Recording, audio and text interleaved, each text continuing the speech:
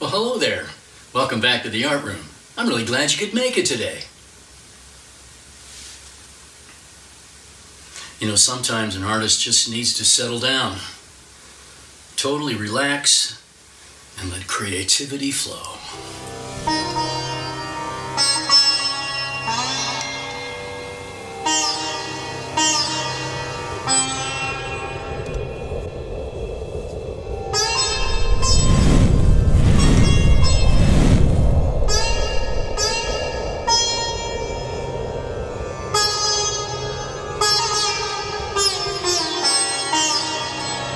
So let's get back to the art room so we can start making our rock mandala designs.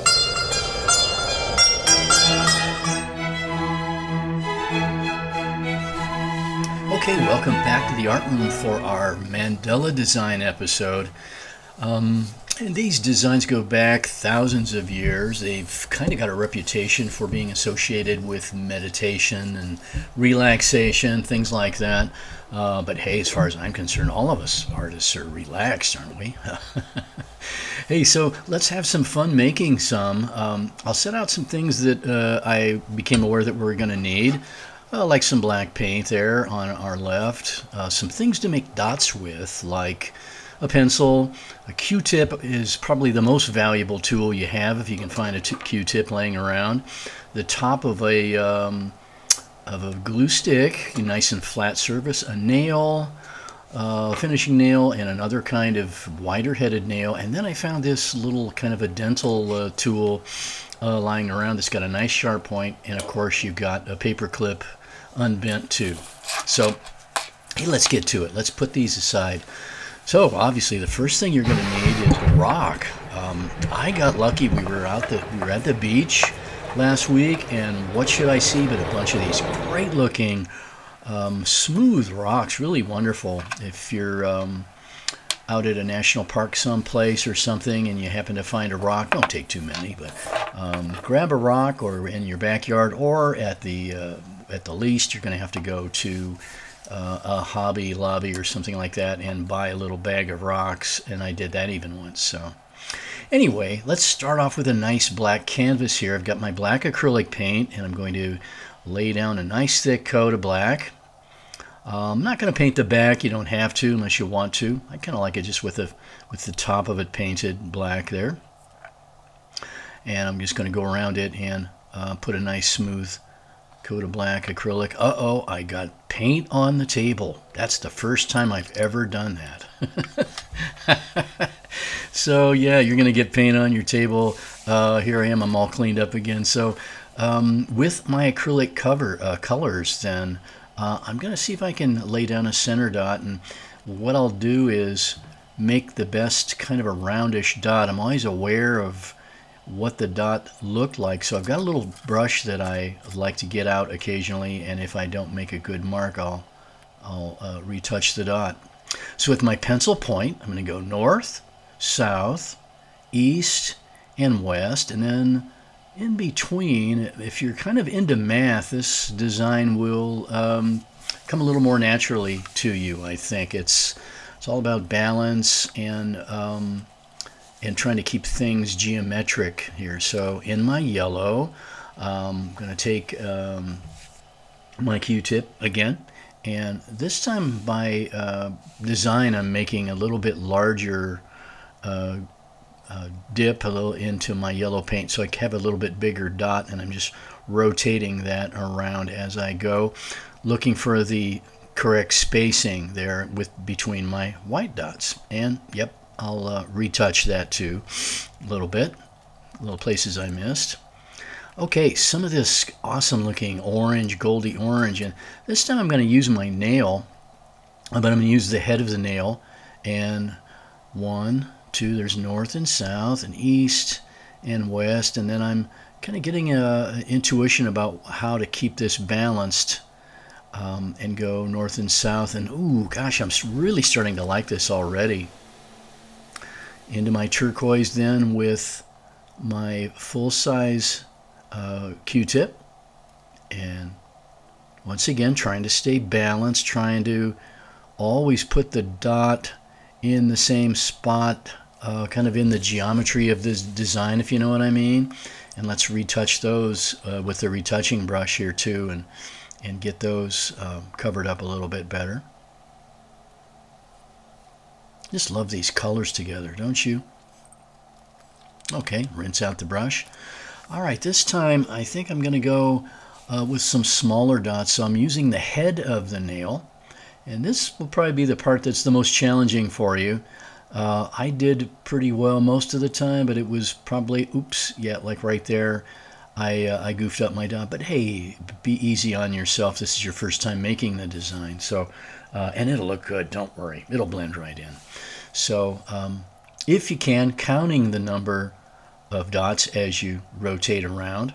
I think I'm about 6 dots per arc here, trying to stay with that at least as I work my way around, trying to keep the dots consistent and the same size. Let's zoom out here a little bit so you can see that. You notice when I'm doing these dots, I've using my right hand, but I've got my left hand holding my wrist to support making the dots and not wobble as I go. So let's get some mixed up colors here. I'm going to get some purple and add a little white to it and try to create kind of a neat looking grapey purple here. Stir that in really well. Ooh, I like that. Okay, and once again with my Q-tip.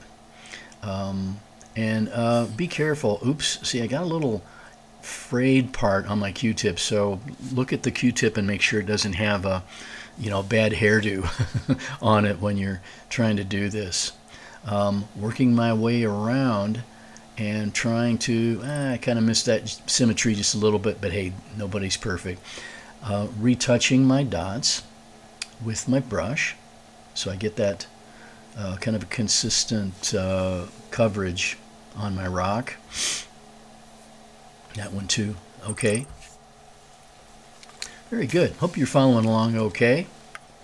And of course I'm going super fast. I'm going to do my dots in a different color. I'm going to bust out that turquoise again. And here I am using the end of a paper clip. And paper clips work great too. They're round, of course, on the end, so they seem to hold paint pretty well. And I'll go around and make a dot with my turquoise. And I also think it's time to get my little dental pick out here.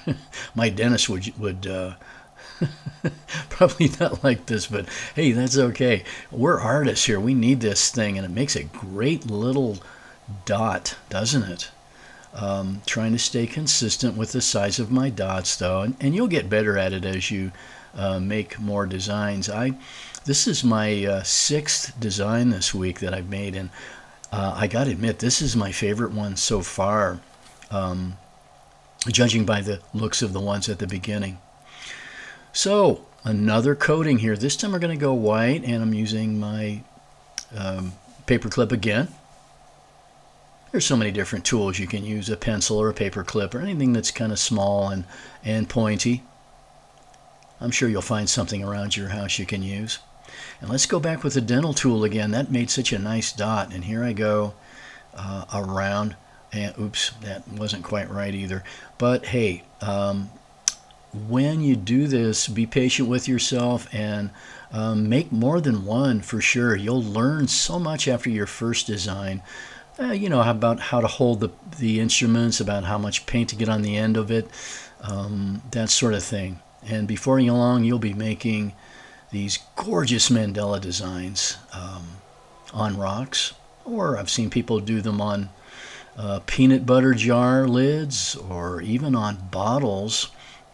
They look pretty on glass objects too, and it doesn't have to be a black background either, but just a real relaxing and real wonderful thing to do, and just really enjoyable experience. So here I am with my blue, my light blue, and I goofed that first one. I made it a little bit too big.